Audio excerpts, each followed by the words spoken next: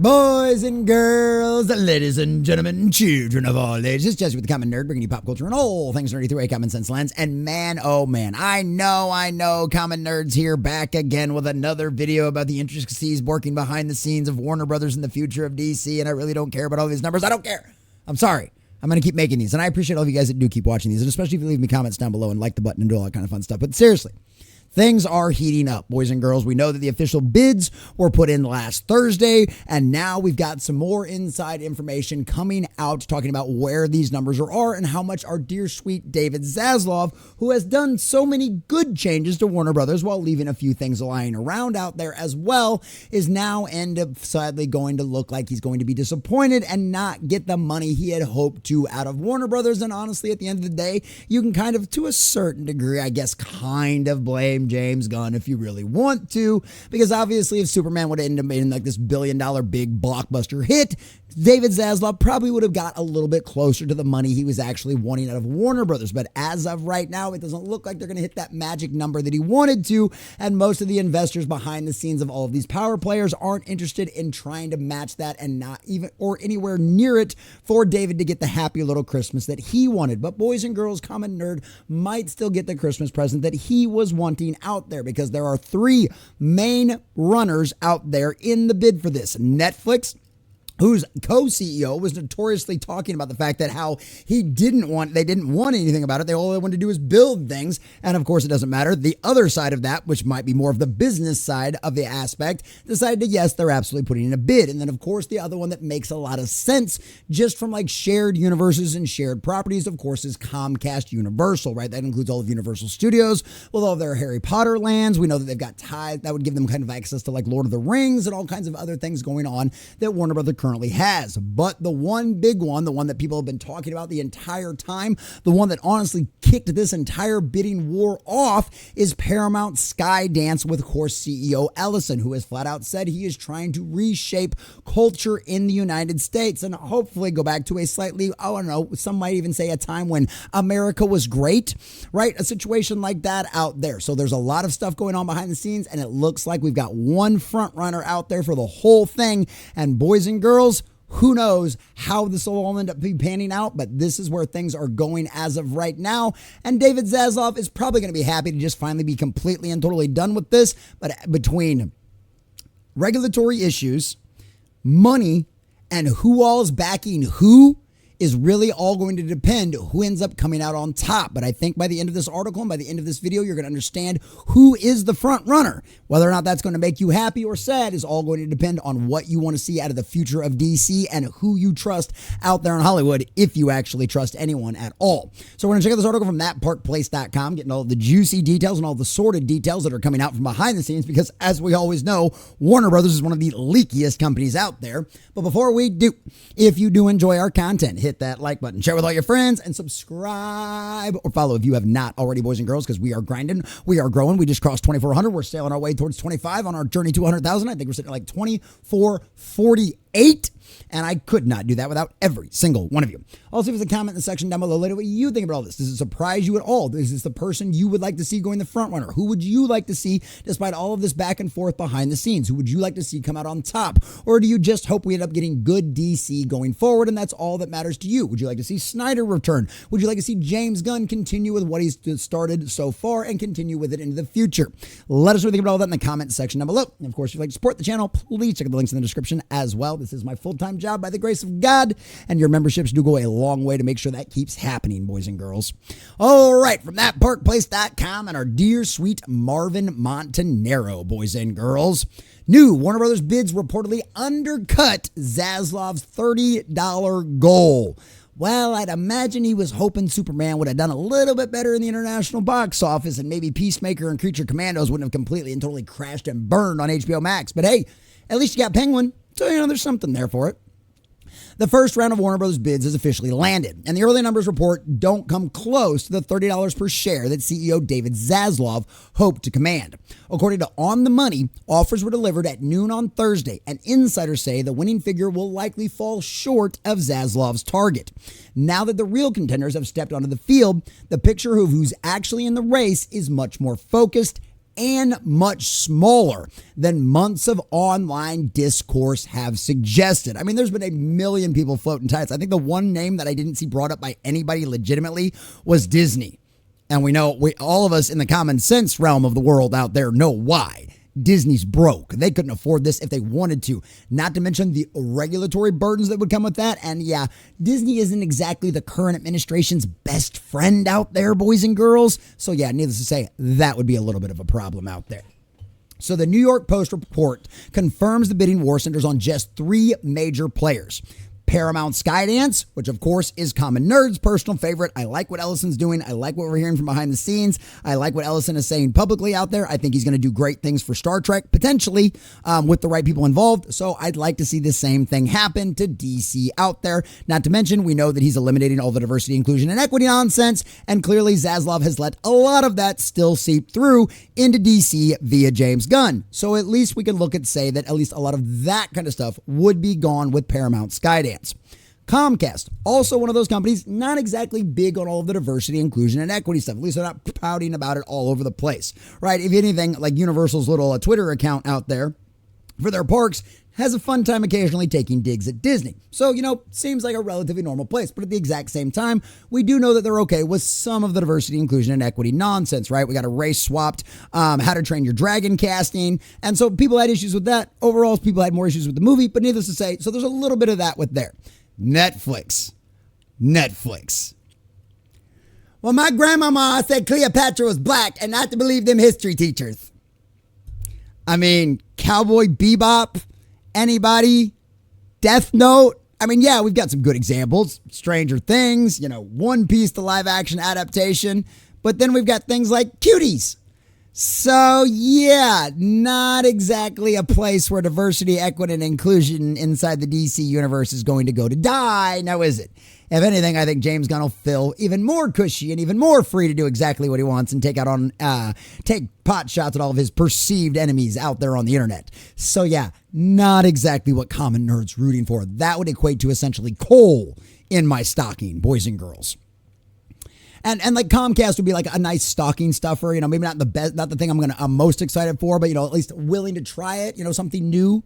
Skydance is my big box present underneath the tree.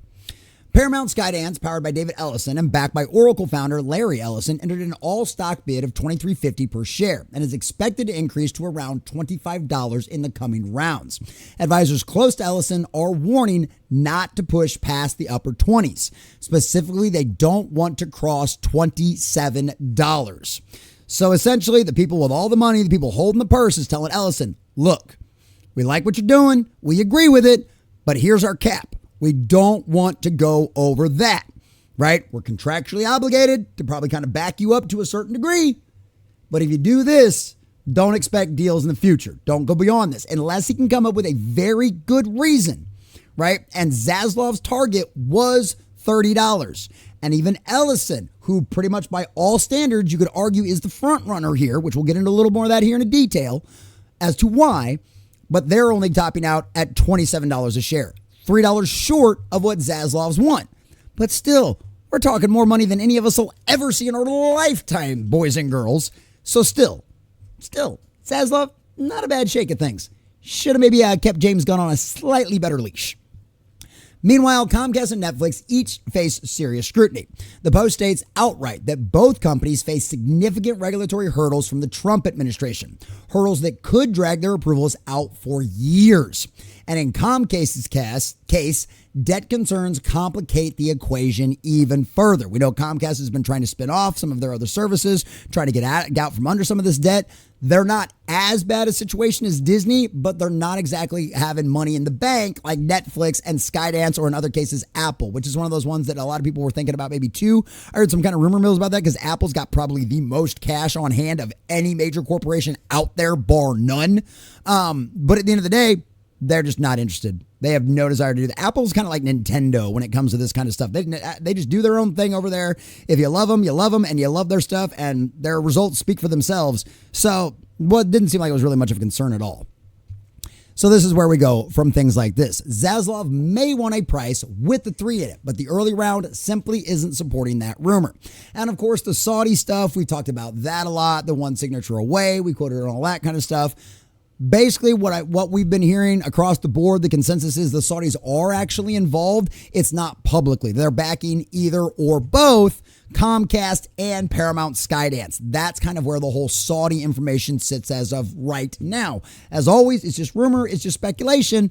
But if it turns out later down the road, right, that the Saudis were behind some of this, which of course we'll know where all the money actually comes from once the deals are solidified, once it's all public, we'll have an idea as to whether or not that guy was completely and totally crazy or he was absolutely spot on and the Saudis actually were actively involved in this deal, whichever way it goes. Now, Comcast's own CEO said that he really didn't talk to any Saudi investors while we were over there.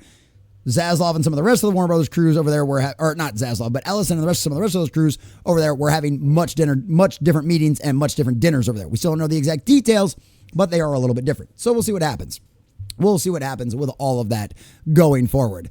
As of right now, boys and girls. This doesn't prove the earlier rumors were fabricated, only that whatever exploratory conversations may have existed never translated into an official board-level offering in the bidding process now underway. The contrast between how prominent the rumor was earlier this month and about how absent it is today is noteworthy all by itself. Once again, it could just be a financing thing, right? The people backing either one of these mergers or any of these mergers could end up being behind that. We'll see what happens. One of the most striking elements in the Post reporting is the political angle. The Trump administration clearly prefers the Ellison-led Paramount Skydance. A source told On the Money, I can't imagine Trump wants to approve any deal that makes Brian Roberts or Reed Hastings stronger. Obviously, there's been a lot of public discourse with common sense folks out there versus like some of the insane things that have happened at Netflix out there. So that's understandable. As far as Universal, I don't really know what the deal is. Not really my concern. I'm more concerned with pop culture because all things are downstream from culture anyway, including politics. So yeah, until we fix this, the rest of this nonsense isn't going to matter. Doesn't mean don't go vote. Doesn't mean don't be aware of that kind of stuff. Just understand other things are slightly more priority, at least in this humble common nerd's opinion anyway. The Ellisons, whose ties to Trump are well documented, are expected to enjoy a streamlined, quick, and clean 6th-month antitrust review, which at the end of the day, that is their biggest ace in the hole. Doesn't matter who's backing them. It doesn't matter the money, right? Does Zaslav want to continue sitting around being CEO of a company everybody already knows he's got one foot out the door of, right? Because he's already checked out. All this sales stuff is in the process. Plus, we're having to sit around and deal with all that headache. Or does he want the 6-month quick turnaround, boy, get out of Dodge, head to the Bahamas, smoke your cigar, and have your cocktails hour? Which one does he want? Come on, boys and girls. This ain't rocket science. This ain't rocket science at all. Zaslav has reportedly been hoping for at least $30 a share, a figure that values the company around $70 billion. The problem is simple. None of the real bidders are anywhere close to that. And guess what? At the end of the day, surprisingly, contrary to some people's belief, and certainly contrary to a lot of people's attempts over the last 100 years, if not longer, we still mostly live in a free market system. So Zaslav can't just demand whatever he wants and expects to get it. He's only going to get what the market is willing to offer. And $30 a share ain't on the table. And kind of like I alluded to in the beginning, you can probably blame James Gunn for that. So there you go, Zaslav. Paramount Skydance is the only group bidding for the whole company outright. Comcast and Netflix are mostly interested in pieces of Warner Bros. Discovery, which could cause tax complications and drag out the sale even further. And with political approval favoring only one bidder, the board has fewer viable paths that it might like. If no offer rises enough to please Zaslav, the board may fall back on the earlier plan, split Warner Bros. Discovery into separate divisions, and revisit a sale next year. And that's the question. Right? Is that something they really want to sit around and wait for? Do you want to deal with the hassle of sitting around there waiting, negotiating deal after deal after deal for piece after piece after piece of all of this you're wanting to split off, right? It's a lot more headache. It's a lot more pain in the ass. It's a lot more BS and nonsense, more lawyers, more accountants, more meetings, right? When Zaslav's like, man, I'm just trying to get rid of this thing, right? How cushy is Zaslav in that seat? You know, is he happy where he's at? Is he not? I don't know. We haven't really heard anything other than this has always been his plan from the get-go. And if this has always been his plan from the get-go, right, from the second he stepped in as CEO, then why would you want to stick around any longer than you have to? right? He had some good people. He hired some not so good people. He had some good projects done. He had some not so great projects done. Overall, I'd say his tenure at Warner Brothers has been way more positive than negative, but this wasn't what he planned for his future. So why stick around if you don't have to? I don't know. It depends. Can they make the money worth it for Zaslav to exit now versus dealing with all the headache later? Does he really think he's going to be able to get enough money? Because guess what? You ain't going to be making any headlines with DC movies or any of that kind of stuff anytime soon. Your Minecraft 2 got announced. That's good. But that's not coming out for a while. That's not going to affect any of the prices you're going to be getting in March. Seems to be only one thing actually makes sense. It really does seem to be only one thing actually makes sense. What comes next will determine whether Warner Bros. Discovery actually sells, holds out for a better second round, or walks away entirely from these bids. But after months of chatter, speculation, and yada, yada, yada, they paint a much clearer picture than the rumor mill ever did. And it's right. Solid facts are finally around. But at the end of the day, we know who's in the driver's seat. We know who is the most likely outcome here. And if for some reason you haven't figured that out by now, I'll let you know. Because this is where we come to the conclusion of the situation. Paramount is the only viable option realistically if Zaslav wants out before Christmas. Well, he's not going to get out before Christmas, but if he wants this all settled and done and it's not a headache he has to worry about anymore for Christmas, right? He wants this done. He wants it settled. If that's the case, then we'll know. And there's only one choice, Paramount Skydance. There isn't another choice out there. Netflix and Universal have too much baggage. There's too many issues. They could drag this stuff out for months. Zaslav's not stupid. Zaslav, from what we hear from all of the Hollywood insiders, is he's one of them evil conservatives. He probably voted for Trump, right? So he's probably okay with Ellison. We've heard reports inside of Warner Brothers, that leaky little sieve of a company, about how Zaslav's basically already been talking up Ellison's family to his employees, about his team and everything else. I think Zaslav's kind of knows what the writing on the wall is. Right? He's a businessman. He's a negotiator. He's going to hold out, right? He's not just going to bend over and flip up his skirt without you properly buying him dinner and wining him, dining him a little bit. You know what I mean? He's not just out there just taking it for anybody. And I can appreciate that. But there's only one thing that makes sense. There's only one option viable. And that's to go forward with this. And if $27 a share, if that's as high as their go, is Zaslav really going to argue over $3 when you really probably, what are you going to sell off? CNN? Is that going to score you a big chunk of change out there, Zaslav? What are they? The Food Networks?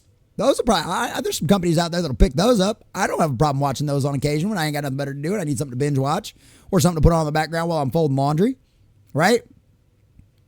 But are any of those even close to being compared to the prize crown jewel of what everybody wants?